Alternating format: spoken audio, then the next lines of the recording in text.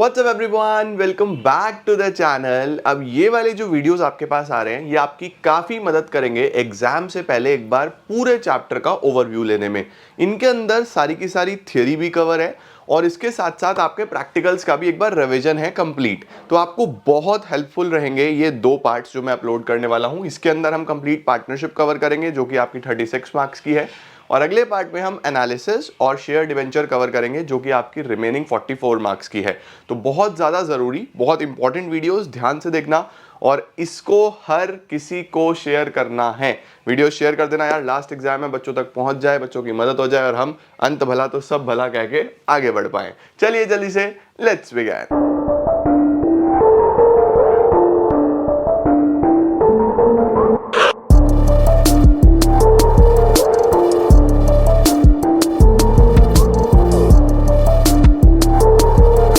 चलो यार शुरू करते हैं बिल्कुल फर्स्ट चैप्टर के साथ जो कि है हमारे पास फंडामेंटल्स।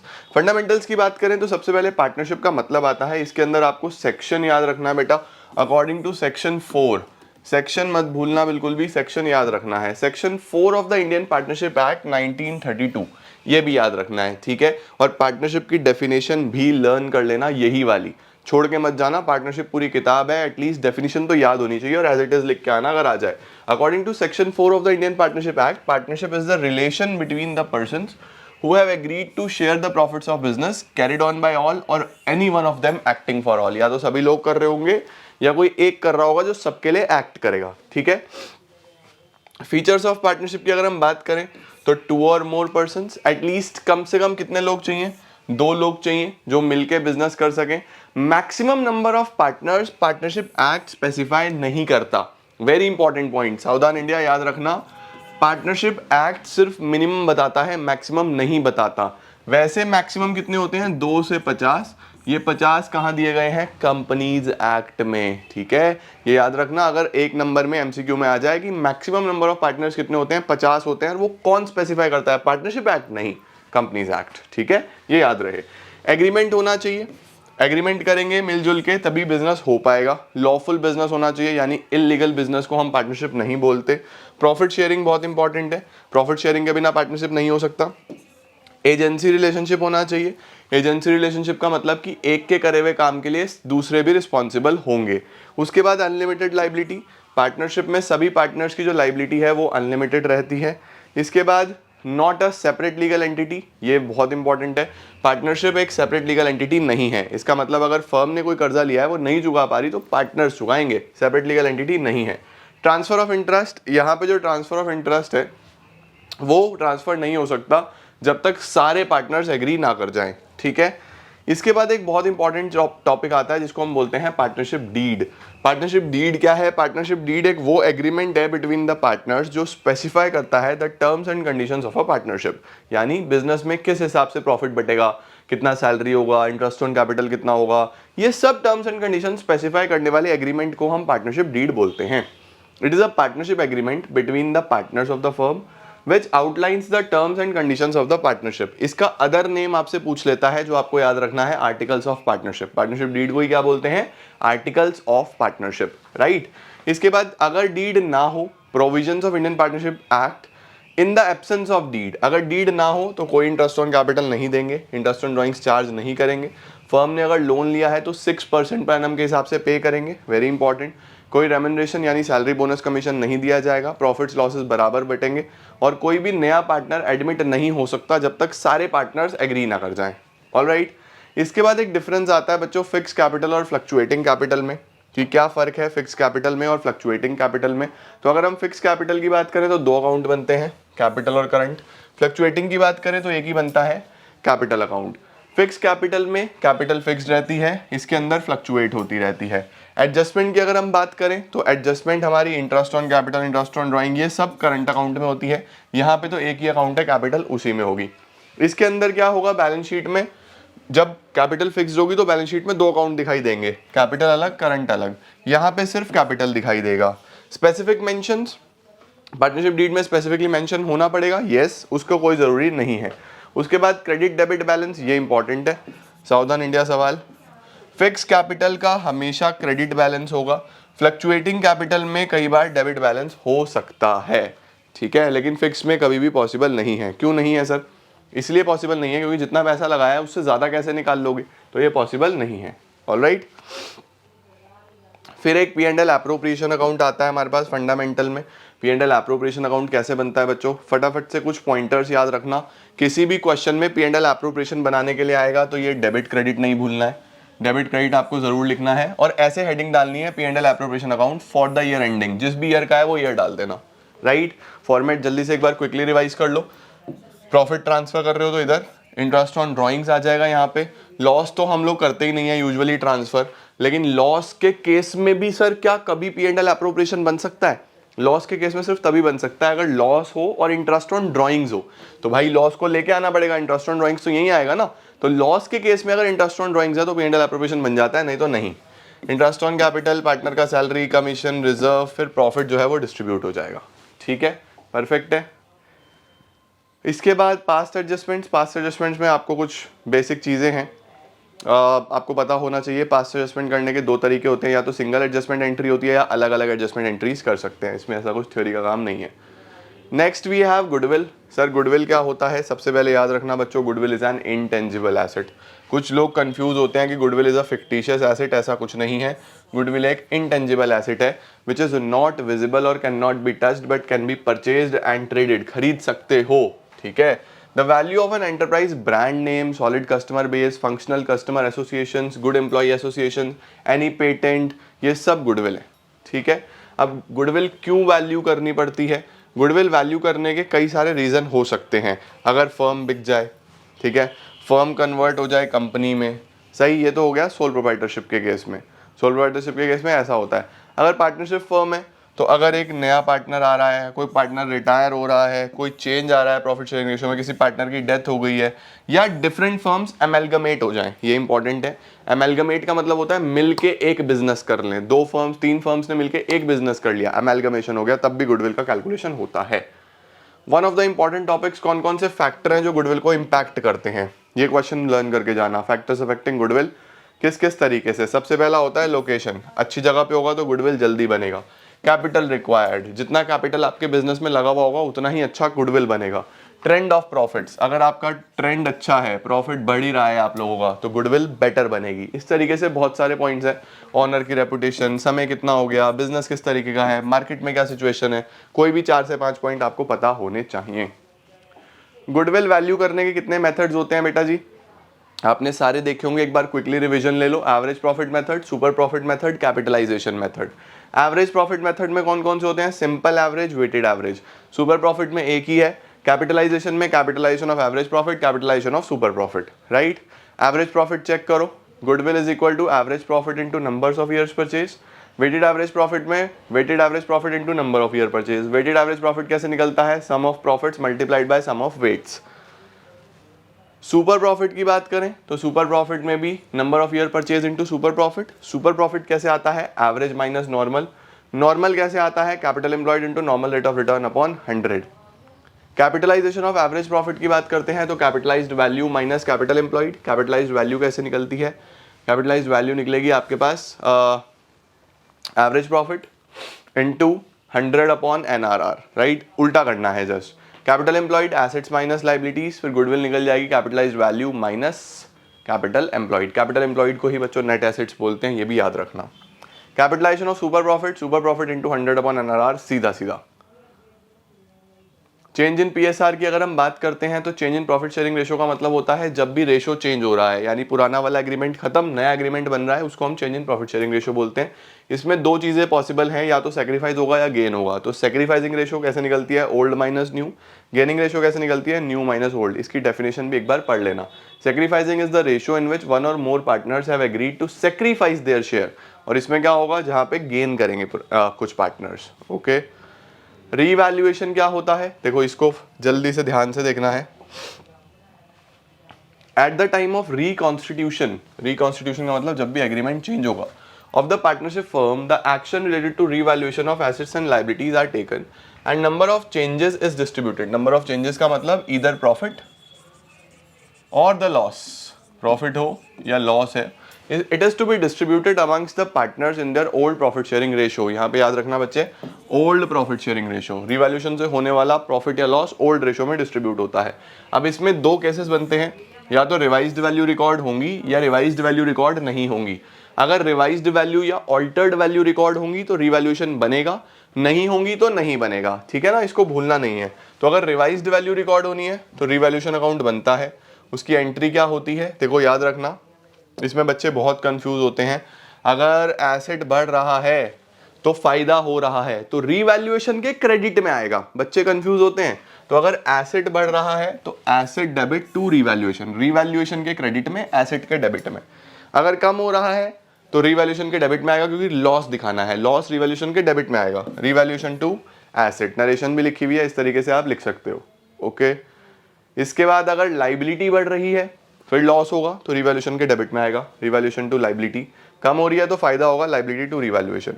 अनरिकॉर्डेड एसेट है अगर तो एसेट रिकॉर्ड करना है, unrecorded asset to revaluation, liability है तो revaluation to unrecorded liability.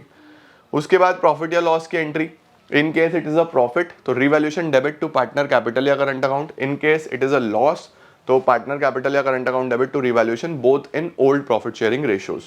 Alright, revaluation का फॉर्मेट आप सब जानते हो, एक बार चेक कर सकते हो क्या क्या आ जाते हैं, एसेट्स, लाइबिलिटीज, अनरिकॉर्डेड एसेट उधर, अनरिकॉर्डेड लाइबिलिटी इधर। अगर कोई एक्सपेंस है रिकॉन्स्टिट्यूशन का तो वो यहाँ पे आता है, ये एक इंपॉर्टेंट पॉइंट है। अगर कोई भी एक्सपेंस ऑन रिकॉन्स्टिट्यूशन आपको दिया हुआ है तो रिवैल्यूएशन के डेबिट साइड में आ जाता है, सिंपली बैंक से कम हो जाता है। ओके, इसके बाद अगर आपको रिवाइज्ड वैल्यूज नहीं लिखनी तो एक स्टेटमेंट बनती है जिसके अंदर हम लोग बस प्रॉफिट या लॉस रिकॉर्ड करते हैं, जिसको हम बोलते हैं the net effect on revaluation. Increase in the value of asset plus कर देना, decrease in the value of liability ये भी प्लस कर देना, दोनों फायदे हैं। ओके, एसेट कम हो रहा है माइनस कर देना, लाइबिलिटी बढ़ रही है माइनस कर देना, नेट इफेक्ट आ जाएगा, ठीक है। और इससे एंट्री करनी है गेनिंग टू सेक्रीफाइसिंग, ठीक है। अगर ये नेट इफेक्ट बच्चों नेगेटिव आ जाए, in case net effect negative आ जाए तो एंट्री उल्टी हो जाती है, सेक्रीफाइसिंग टू गेनिंग, इस बात को बिल्कुल मत भूलना। नेट इफेक्ट में अगर प्रॉफिट आ रहा है तो गेनिंग टू सेक्रीफाइसिंग, अगर लॉस आ गया तो sacrificing to gaining, entry reverse करनी पड़ेगी। Profit on revaluation gaining to sacrificing, loss on revaluation sacrificing to gaining. उसके बाद रिजर्व्स का क्या ट्रीटमेंट होता है बच्चों, एंट्री रिवाइज कर लो फटाफट से। रिजर्व डेबिट, P&L डेबिट, ये क्रेडिट बैलेंस है, WCR IFR debit to partners capital या करंट अकाउंट, सब कुछ ओल्ड रेशो में रिजर्व डिस्ट्रीब्यूट हो जाएंगे, ठीक है। और अगर कुछ लॉसेज हैं एक्यूमुलेटेड पुराने तो पार्टनर्स कैपिटल या current account debit to P&L का debit balance to deferred revenue expenditure. Admission of a partner की बात करें तो ध्यान से देखो, admission of a partner is a mode of reconstitution under which existing agreements come to an end and a new agreement between partners including incoming partner comes into existence। नया agreement बनेगा। इसके अंदर जो सबसे इंपॉर्टेंट बात है जो आपको याद रखनी है वो ये है कि कोई भी नया partner without the consent of all the partners नहीं आ सकता। इसका मतलब नया पार्टनर तभी आएगा जब पुराने सभी पार्टनर्स एग्री करते हैं। एडमिशन का क्या इंपैक्ट आएगा, बड़े ध्यान से देखो इंपैक्ट, पुरानी पार्टनरशिप खत्म हो जाएगी, old partnership comes to an end, combined share of old partner gets reduced, पुराना जो शेयर है वो कम हो जाएगा क्योंकि ऑब्वियसली नया पार्टनर उनसे हिस्सा खरीदेगा। इनकमिंग पार्टनर एक तो कैपिटल लेके आएगा और एक गुडविल लेके आएगा, ठीक है। Adjustment is made regard to reserves, profits and losses, assets are revalued, assets revalue होंगे यानी रिवैल्यूएशन बनेगा, और गुडविल का ट्रीटमेंट आपको करना पड़ेगा।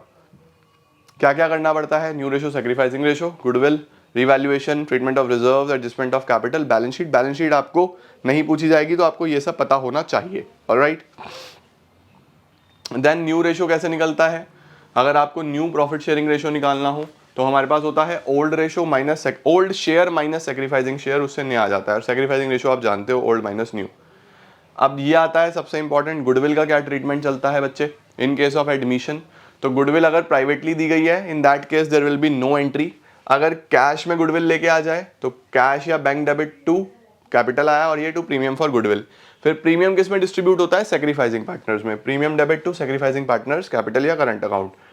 उसके बाद गुडविल अगर वो काइंड में लेके आ जाए, काइंड का मतलब है कुछ एसेट्स वैसेट्स ले आए, तो assets debit to premium for goodwill to partners capital, partner capital ये कैपिटल के लिए आ रहा है, okay. And then premium debit to sacrificing partners capital account.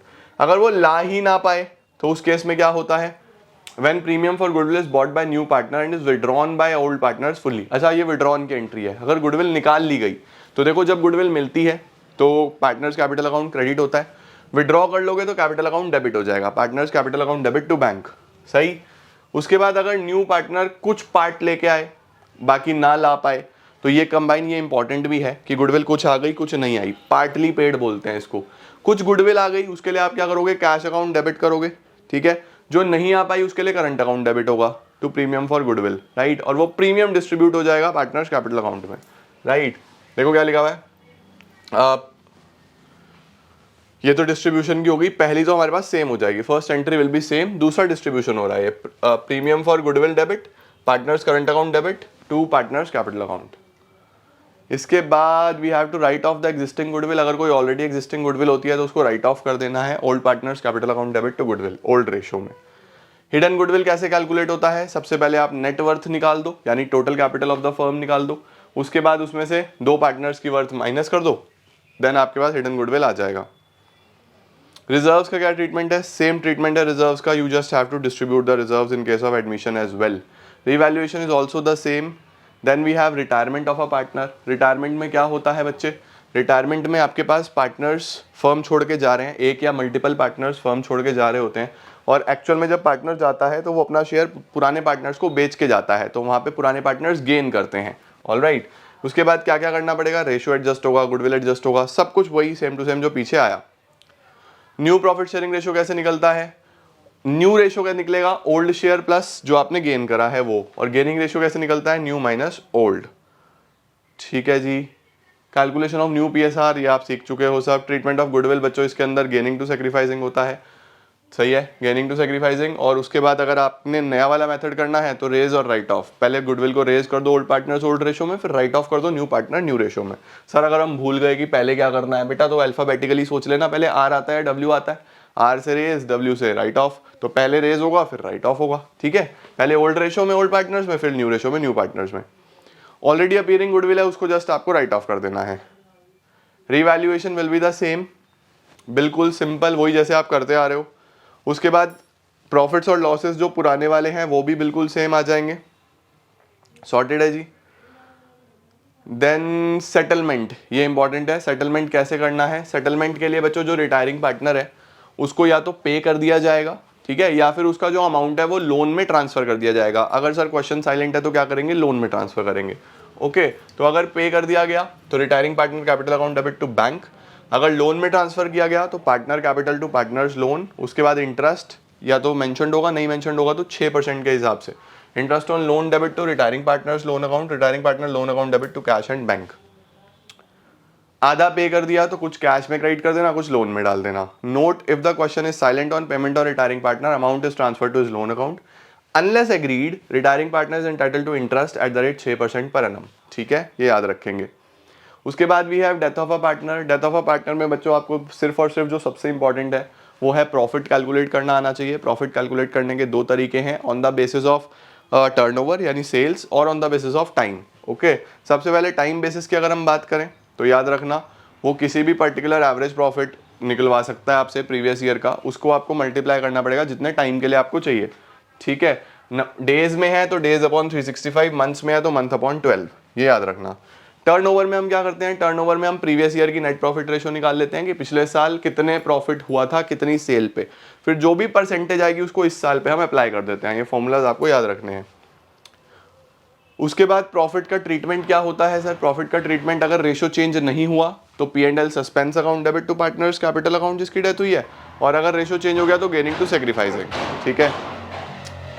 अच्छा जी, अरे अरे अरे अरे अरे अरे ठीक है, मुझे पता है आपके पास बुलेट है, आओ जी।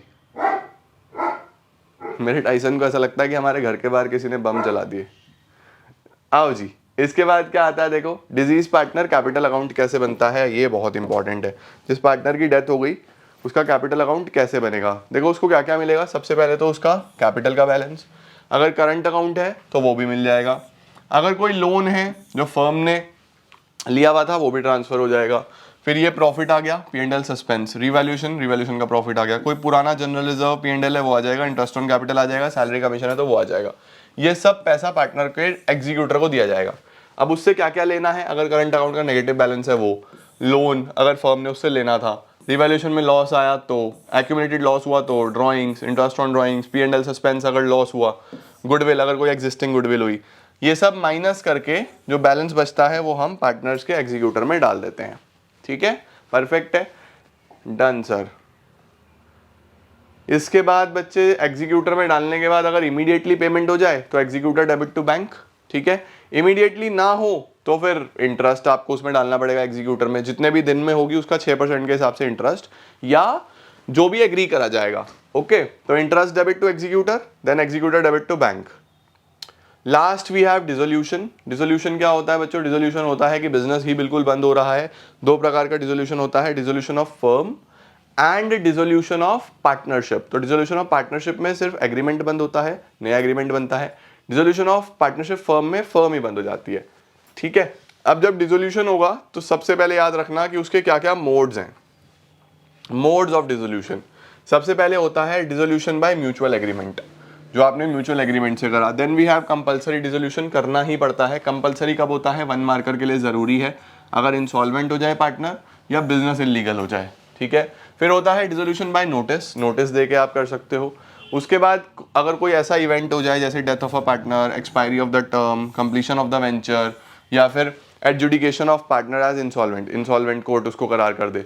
फिर डिसोल्यूशन बाय कोर्ट कौन कौन सा आता है? अगर कोई पर्सन अनसाउंड माइंड हो जाए, पागल पागल हो जाए, पार्टनर बिकम परमानेंटली इनकैपेबल, वो कर ही ना पाए, या फिर partnership agreement is breached. Breached का मतलब है कोई पार्टनर उसको तोड़ दे, ब्रीच कर दे।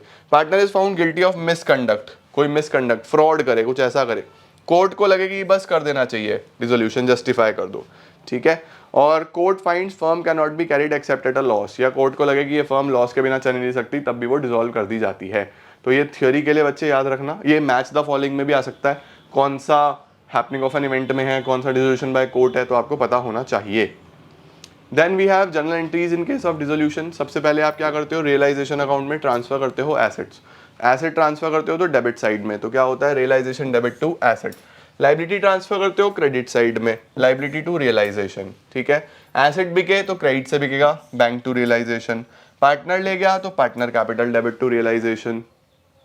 उसके बाद अनरिकॉर्डेड एसेट की अगर आपको सेल रिकॉर्ड करनी है, कोई अनरिकॉर्डेड एसेट था वो बिक गया तो रियलाइजेशन के क्रेडिट में आएगा, cash debit bank debit to realisation. Liability pay करनी है, realisation to bank. Liability partner ने पे करी, realisation to partner. Payment on realisation expenses, realisation to bank. Unrecorded liability, realisation to bank. Realisation expenses pay करे partner ने, realisation to partners capital account. Credit balance आया अगर, यानी profit आया तो realisation to partners capital account. Loss आया तो partners capital to realisation. Dissolution में बच्चों पार्टनर लोन अकाउंट अगर ज़रूरी हो तो बन जाता है, पार्टनर कैपिटल अकाउंट आपको बनाना आना चाहिए, और कैश बैंक लास्ट में बनता है। रियलाइजेशन अकाउंट का फॉर्मेट अगर आप देखना चाहो तो ये है, बड़े ध्यान से देख लो। सबसे पहले एसेट्स ब्रॉट डाउन हो जाएंगे, इधर लाइबिलिटीज़ आ जाएंगी सारी की सारी, सही है। उसके बाद हमारे पास बड़े ध्यान से पूरा फॉर्मेट चेक कर लो कि किस तरीके से सेल हो रही है, किस तरीके से एसेट कोई पार्टनर लेके जा रहा है, लाइबिलिटी का कैसे पेमेंट हो रहा है। ऑलराइट, इसके बाद we have partners loan account and partners capital account. ये तो बेसिक से फॉर्मेट्स हैं। फॉर्मेट का अगर आपको स्क्रीनशॉट लेना है या एक बार नज़र दौड़ानी है तो जल्दी से दौड़ा लो कि क्या क्या चीज़ें हो सकती हैं इन case of dissolution. Okay, cash bank account last में आपका मैच होता है, एंड दिस इज़ हाउ आपका पूरा पार्टनरशिप में आपने ये सारे कॉन्सेप्ट्स पढ़े हुए हैं। राइट, एक मैं थ्योरी का पार्ट और लेके आऊँगा जिसके अंदर मैं आपको सारे डिफरेंसेस कवर करूँगा, तो आप एक बार ये फटाफट गो थ्रू करो। इसके अंदर आपने मेजर पोर्शन देख लिया, किस तरीके से थ्योरी में क्या क्या चीज़ें होती हैं वो आपको पता होनी चाहिए। पेपर में लगभग नियर अबाउट 7 to 10, 7 से 10 नंबर की थ्योरी बनती है, इससे ज़्यादा नहीं बनेगी, तो ये आपको पता होनी चाहिए। 7 से 10 नंबर की थ्योरी में भी MCQs और 2-3 नंबर में सवाल आपका बन जाता है, तो ये आप अच्छे से एक बार चेक करके चलना। मिलता हूँ मैं आपको नेक्स्ट पार्ट में जिसमें हम शेयर डिवेंचर और एनालिसिस वाले पार्ट की थ्योरी कवर करते हैं। Thank you so much everyone.